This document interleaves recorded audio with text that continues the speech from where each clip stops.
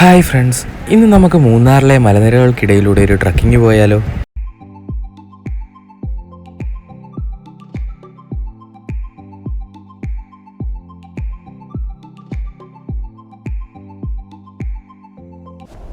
Munnar KSRTC bus സ്റ്റോപ്പിൽ നിന്നാണ് നമ്മുടെ ട്രക്കിംഗ് സ്റ്റാർട്ട് ചെയ്യുന്നത്. നേരെ കാണുന്ന മലയുടെ മണ്ടയ്ക്കോട്ടാണ് നമ്മൾ പോകാൻ പോകുന്നത് കേട്ടോ. കൂടെയുള്ളത് ഗൈഡാണ് കേട്ടോ. ആളുടെ പേര് രാജ. ആളുടെ നമ്പർ ഞാനിവിടെ താഴെ കൊടുത്തേക്കാം. മൂന്നാറിൽ ട്രക്കിങ്ങോ അതോ ടൂർ പരമായ എന്ത് ആവശ്യങ്ങൾക്കും നിങ്ങൾക്ക് കോണ്ടാക്ട് ചെയ്യാം. ഇത് ശരിക്കും 5 പേർക്ക് ഒരു ഗൈഡ് എന്ന നിലയിലുള്ള ഒരു പാക്കേജാണ്. ബാക്കി 4 പേരും ഫുഡ് പോയ്സൺ മൂലം ട്രക്കിംഗ് ക്യാൻസൽ ചെയ്ത കാരണം ഞാനും രാജയും മാത്രമേ ഉള്ളൂ ഇപ്പം ട്രക്കിങ്ങിൽ തന്നെ. തേയിലത്തോട്ടങ്ങൾക്കിടയിലൂടെ കോട ഇറങ്ങുന്ന കാഴ്ച വേറെ ലെവലാണ് കേട്ടോ. ഏകദേശം 1 കിലോമീറ്റർ പിന്നിട്ടപ്പോഴേക്കും ഇതാണ് നമ്മുടെ വ്യൂ. രാജ വഴി കാണിച്ച് മുമ്പിലുണ്ട്. നല്ലൊരു സ്പോട്ട് കിട്ടിയപ്പോൾ ഞാനും കുറച്ച് സെൽഫീസ് എടുത്തു. നോക്കത്താ ദൂരത്ത് നീണ്ടു കിടക്കുന്ന തേയിലത്തോട്ടങ്ങൾ കാണാൻ അതിമനോഹരമാണ്. പോകുന്ന വഴിയിൽ സ്ഥലങ്ങളെക്കുറിച്ചും ചെടികളെക്കുറിച്ചും എല്ലാം ആൾ വിവരിച്ചു തരുന്നുണ്ട് കേട്ടോ. അതിലെനിക്ക് കൗതുകം തോന്നിയൊരു കാര്യം എന്തെന്നാൽ, ഗ്രീൻ ടീയും ബ്ലാക്ക് ടീയും തേയിലയിൽ നിന്നും ഉണ്ടാകുന്ന നമുക്ക് എല്ലാവർക്കും അറിയാവുന്ന കേസാണ്. പക്ഷേ അതിലേറെ ഔഷധ ഗുണമുള്ള ഉലോങ് ടീ എന്നും വൈറ്റ് ടീ എന്നും ഞാൻ ആദ്യമായിട്ട് കേൾക്കുക കേട്ടോ. അങ്ങനൊരു സംഭവം ഉണ്ടെന്ന് പോലും എനിക്കറിയത്തില്ലായിരുന്നു. എനിവേ അതെനിക്കൊരു പുതിയ അറിവായിരുന്നു. ഏകദേശം ഞങ്ങളിപ്പോൾ ഒരു 2 കിലോമീറ്റർ പിന്നിട്ടെന്നാണ് എനിക്ക് തോന്നുന്നത്. ഇവിടുത്തെ കാഴ്ച നമുക്ക് കാണാം.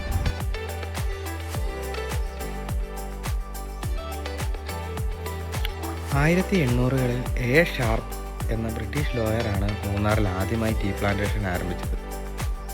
അന്ന് വെറും 50 ഏക്കറിൽ ആരംഭിച്ച ടീ എസ്റ്റേറ്റ് ഇപ്പോൾ ഏകദേശം 2500 ഹെക്ടറിന് മേളിൽ മൂന്നാർ മുഴുവനായിട്ട് വ്യാപിച്ചു കിടക്കുകയാണ്. ടാറ്റയുടെ ഭാഗമായ ദേവികുളം ടീ എസ്റ്റേറ്റിൽ കൂടെയാണ് നമ്മളിപ്പോൾ നടന്നുകൊണ്ടിരിക്കുന്നത്.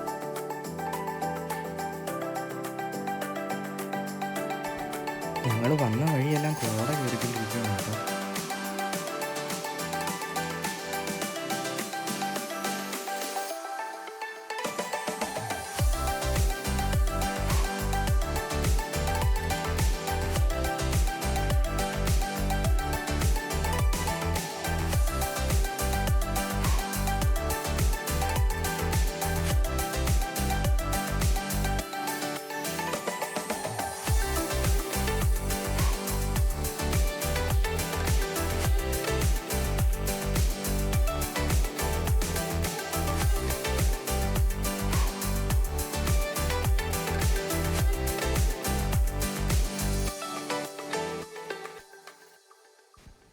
ഞങ്ങൾ തേയിലത്തോട്ടങ്ങളെല്ലാം പിന്നിട്ട് ഇനി കുറച്ച് മലകയറ്റമാണ്.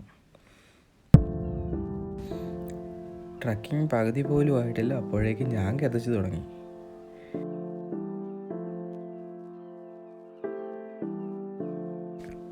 വഴി മുകളിലോട്ടെന്ന് രാജ പറഞ്ഞപ്പോൾ ഞാൻ ഇത്രയും പ്രതീക്ഷിച്ചില്ല. എന്തുകൊണ്ടാണെന്ന് എനിക്കറിയത്തില്ല, ഈ ട്രക്കിങ്ങിൽ ഞാൻ കൂടുതലും കണ്ടുമുട്ടിയ ഒരു യൂറോപ്യൻസ് ആയിരുന്നു. ഇന്ത്യയിൽ നിന്നുള്ള ആൾക്കാർ ആരെയും, ഇപ്പോൾ ഗൈഡ് ഒഴികെ വേറെ ആരെയും ഞാൻ കണ്ടിട്ടില്ല. എല്ലാവരും യൂറോപ്യൻസ്.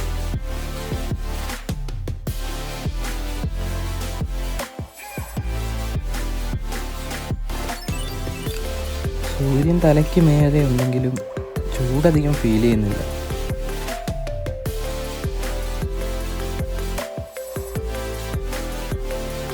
എവിടെ നോക്കിയാലും അതിമനോഹരമായ കാഴ്ചകളാണ്.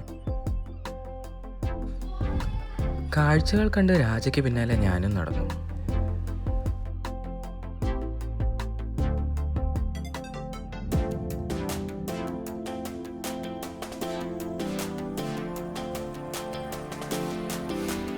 ട്രിപ്പ് അഡ്വൈസറിൽ നിന്നാണ് ഞാൻ ഈ half day trekking package book ചെയ്യുന്നത്. ഫുഡും ഇൻക്ലൂഡഡ് ആണ് ഇതിനകത്ത്. ആർക്കെങ്കിലും താല്പര്യമുണ്ടെങ്കിൽ ഞാൻ താഴെ കൂടുതൽ ഡീറ്റെയിൽ കൊടുക്കാം. എന്തായാലും എന്നെ സംബന്ധിച്ചിടത്തോളം ഇതൊരു വർത്ത് ഓഫ് മണിയാണ്.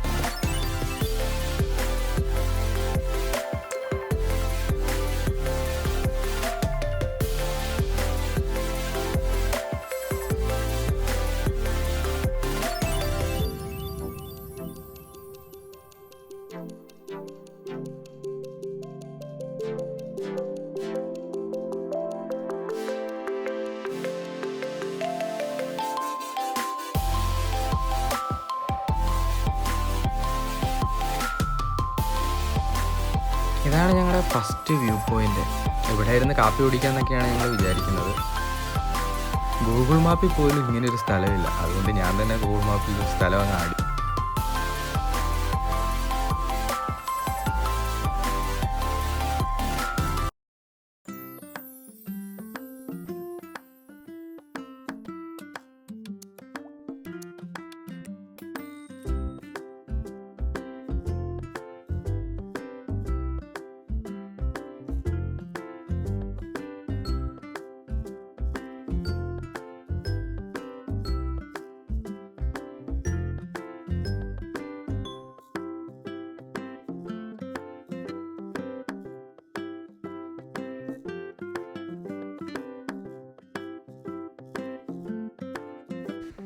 കുറച്ച് നേരത്തെ വിശ്രമത്തിന് ശേഷം ഞങ്ങൾ വീണ്ടും ഞങ്ങളുടെ ട്രക്കിംഗ് തുടങ്ങി.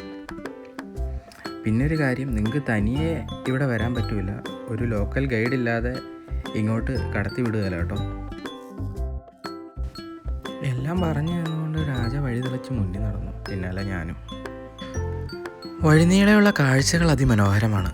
കോട മൂടിക്കിടക്കുന്ന മലനിരകൾക്കിടയിലൂടെ ഞങ്ങൾ മുന്നോട്ട് നടന്നു.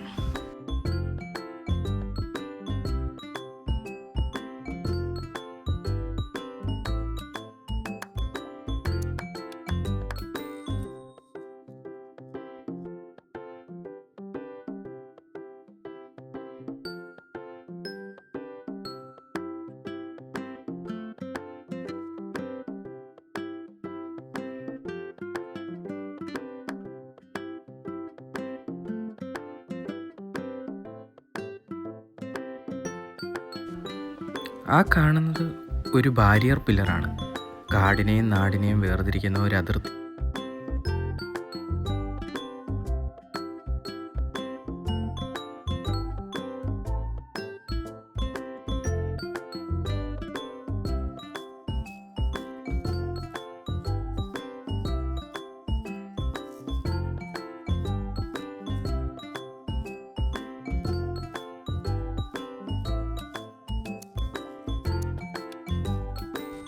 ഞങ്ങളിപ്പോൾ നടന്നുകൊണ്ടിരിക്കുന്ന ഏകദേശം 1800 മീറ്റർ ഹൈറ്റിൽ കൂടെയാണ് കേട്ടോ. ഈ കോടയില്ലെങ്കിൽ ഇവിടെ നിന്ന് കഴിഞ്ഞാൽ ആനമുടി ഹില്ല് കാണാൻ പറ്റുമെന്നാണ് രാജ എൻ്റെ അടുത്ത് പറഞ്ഞത്. പക്ഷേ നിർഭാഗ്യവശാൽ മൊത്തം കോടയാണ്. വഴിക്ക് വെച്ച് 2 ഫ്രാൻസുകാരെ കണ്ടുമുട്ടി ഗൈഡിനൊപ്പം. വീഡിയോ എടുക്കാനൊന്നും പറ്റിയില്ല. ഞങ്ങൾ പിന്നെയും മുന്നോട്ട് നടന്നു.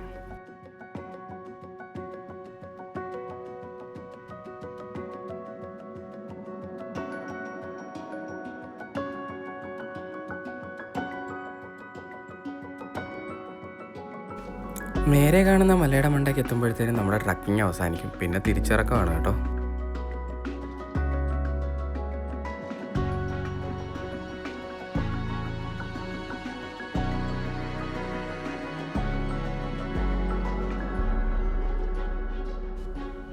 നടക്കാൻ മടിയുള്ള ആൾക്കാരും ഈ സാഹസത്തിന് മുതിരരുതെന്നേ ഞാൻ പറയുള്ളൂ. കാരണം എന്താണെന്ന് വെച്ച് കഴിഞ്ഞാൽ 7 കിലോമീറ്റർ റോഡ് പോലും ഇല്ല.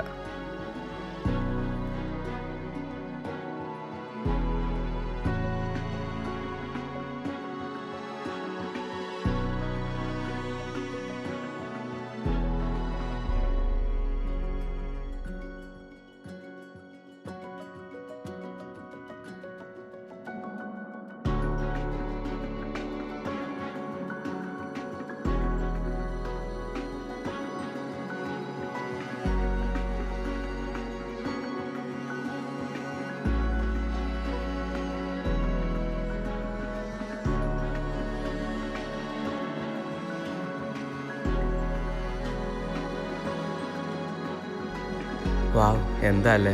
ഞാൻ സിനിമയെ മാത്രമേ ഇങ്ങനെ കണ്ടിട്ടുള്ളൂ കേട്ടോ.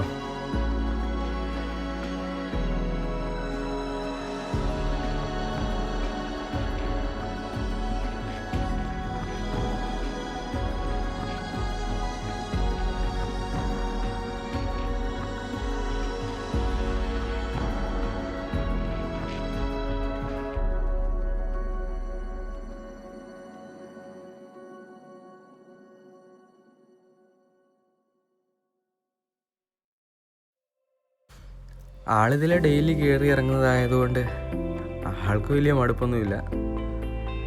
ഇപ്പോൾ ഏകദേശം നമ്മളെ ട്രക്കിങ്ങിൻ്റെ ഫിനിഷിംഗ് പോയിന്റിലെത്തി. ഈ മലയും കൂടെ കയറി കഴിഞ്ഞാൽ അതിൻ്റെ എൻഡാണ് കേട്ടോ. പിന്നെ അങ്ങോട്ട് മലയിറക്കമാണ്.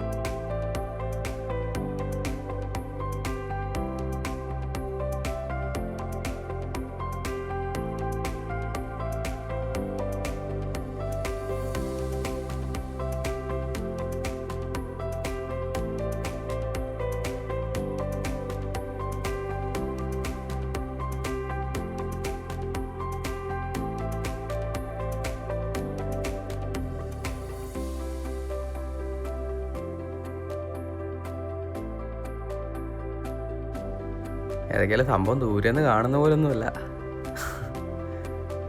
നോക്കാം. അങ്ങ് ദൂരെ ഞങ്ങൾക്ക് പുറകെ വരുന്ന ടീംസ് വരുന്നുണ്ട് കേട്ടോ. അതും 2 ഫോറിനേഴ്സാണ്.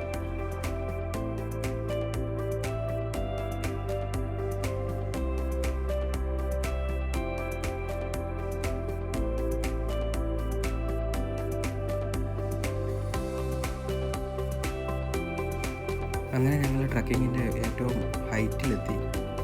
ഇതൊരു കുരിശുമലയാണ് കേട്ടോ. അവിടെ ഒരു കുരിശും കാര്യങ്ങളും, വരുന്ന വഴിക്കൊക്കെ കുറേ കുരിശുണ്ടായിരുന്നു.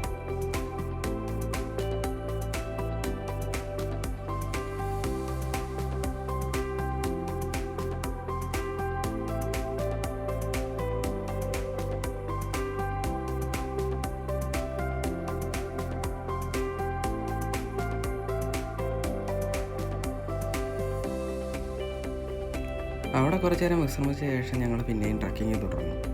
ഇനി മലയിറക്കമാണ് കേട്ടോ.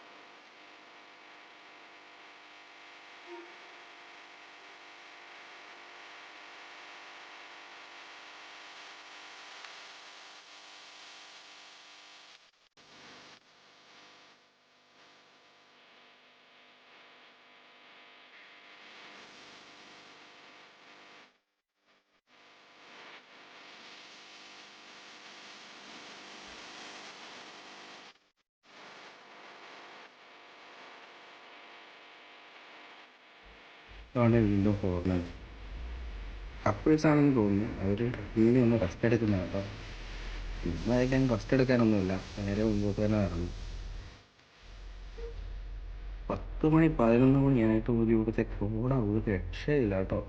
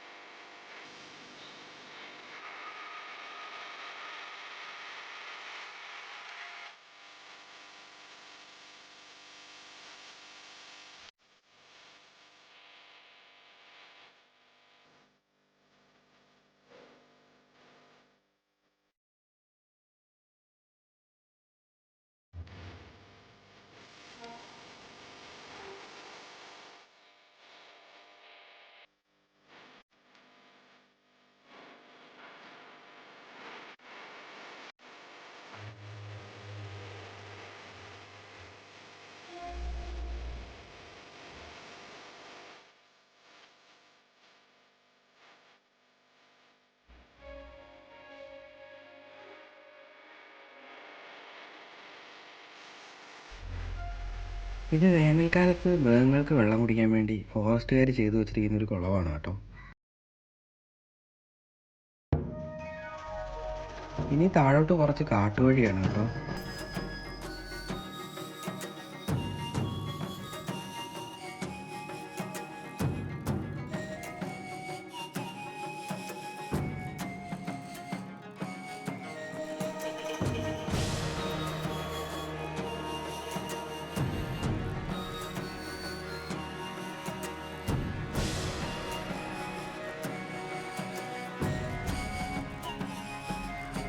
ആ മരം കണ്ടോ, ഏകദേശം ഒരു 100 വർഷം പഴക്കമുള്ള ഒരു മരമാണിത്.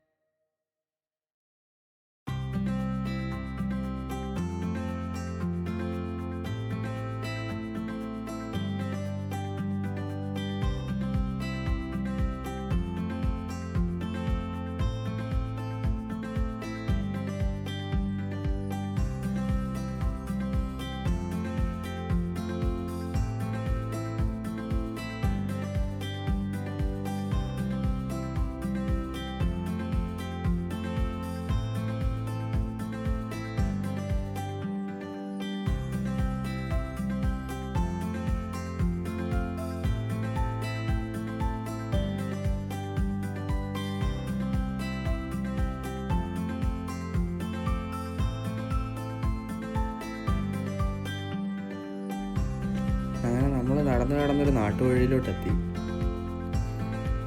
ഈ കാണുന്ന ഒരു ഫേമസ് റിസോർട്ടാണ് കേട്ടോ. നേച്ചർ സോൺ റിസോർട്ട് എന്നാണ് പേര്. പേര് സൂചിപ്പിക്കുന്ന പോലെ തന്നെ റിസോർട്ട് കാണാൻ തന്നെ ഒരു പ്രത്യേക ഭംഗിയാണ്. ട്രീ ഹൗസും അതിൻ്റെ പാലവും, ആ ട്രീ ഹൗസ് പണിത് വെച്ചിരിക്കുന്ന കാണാൻ തന്നെ വേറെ ലെവലാണ്.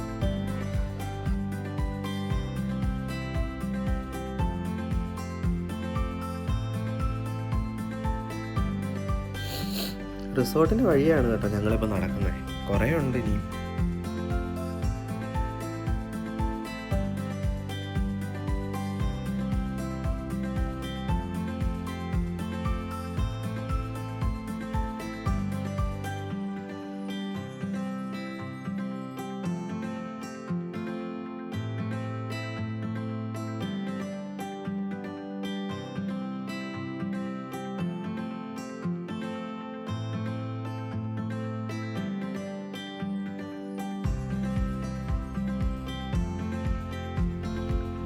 വീണ്ടും തിരിച്ച് ഞങ്ങൾ തേയിലത്തോട്ടത്തിലോട്ട് പ്രവേശിച്ചു.